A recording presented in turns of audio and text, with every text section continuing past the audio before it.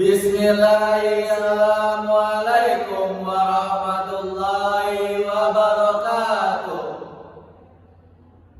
Kami dari kelompok 3 Manajemen Pendidikan Islam ingin mempresentasikan makalah kami yang berjudul Manajemen Kelas bagi Peserta Didik.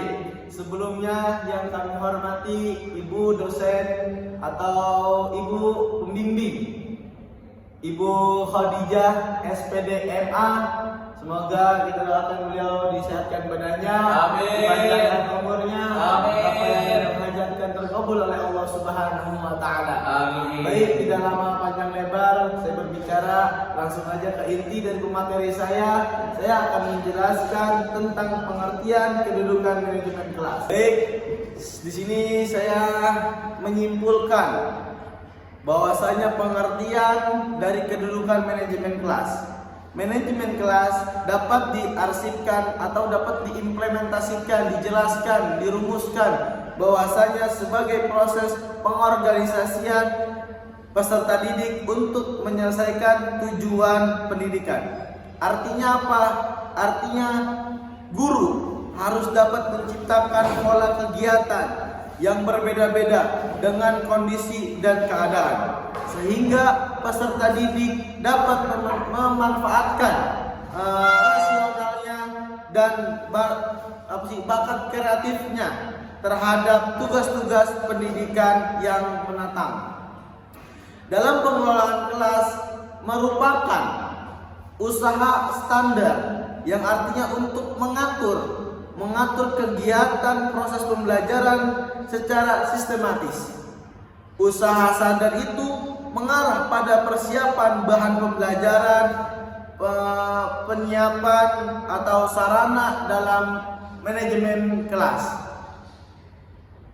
Dan selanjutnya ada materi pencatatan peserta didik yang akan dijelaskan oleh saudara kami, Saudara Rusdi. Waktu lengkap kami persilakan. Atas waktunya teman kami dari Dirjani, kami akan menjelaskan pencatatan peserta didik.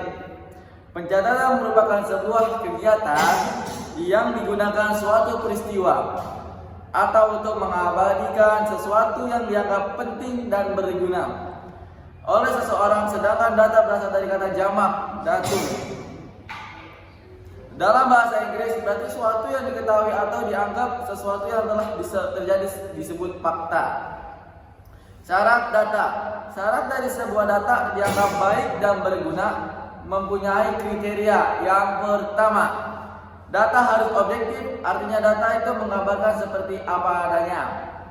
Dan kedua, harus mewakili. Data harus mewakili. Dan yang ketiga, data harus mempunyai kesalahan baku, standar error yang kecil apabila data merupakan suatu perkiraan.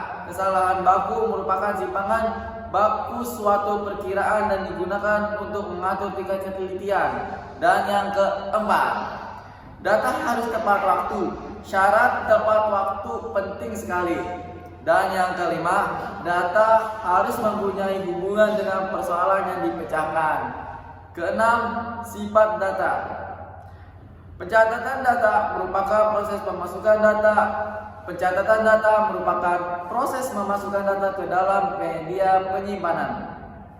Jika media tersebut berupa buku, maka pencatatan data dilakukan dengan cara menulis pada lembar-lembar buku. Jika media berupa perangkat komputer, maka pencatatan data dilakukan dengan mengetik keyboard. Menggunakan pointer mouse, alat scanner, dan kamera. Cekrek. Proses administrasi peserta didik siswa adalah seluruh proses kegiatan yang direncanakan dan diusahakan secara sengaja. Sekarang masuk ke poin C, pelaporan peserta didik.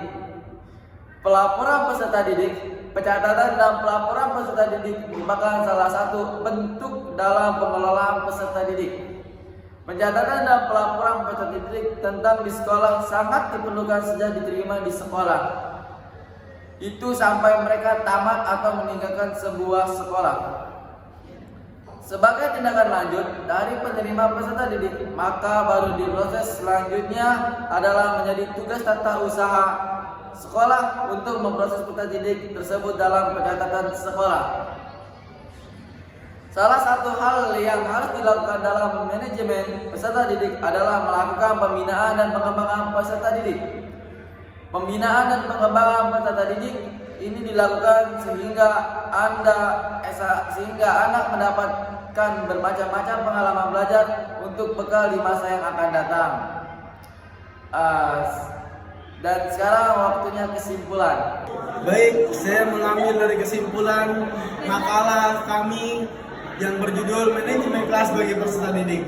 Dalam makalah kami kita ambil menganalisis bahwasanya manajemen kelas peserta didik itu adalah guru harus bisa menyimpulkan, harus bisa mengimplementasikan bahwasanya dalam pengelolaan kelas itu kita harus bisa mengambil hati seorang muridnya agar agar murid itu bisa merasa di kelas itu nyaman, merasa di kelas itu asik, merasa di kelas itu suasana yang lebih baik, dan dia bisa menyimpulkan pola pikirnya dengan secara baik.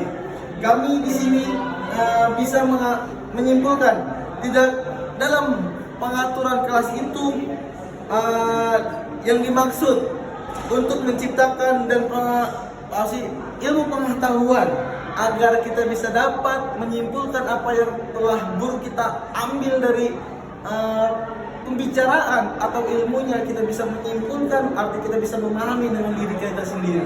Oke, saya akhiri dari presentasi yang kami sampaikan. Apabila ada pembicaraan kami yang tidak bisa guru atau dosen tidak pahami, mohon maaf karena itu datangnya dari kebodohan kami. Kami masih tahap pembelajaran, masih proses pembelajaran. Apabila ada kata yang benar itu datangnya dari mata Allah Subhanahu wa taala.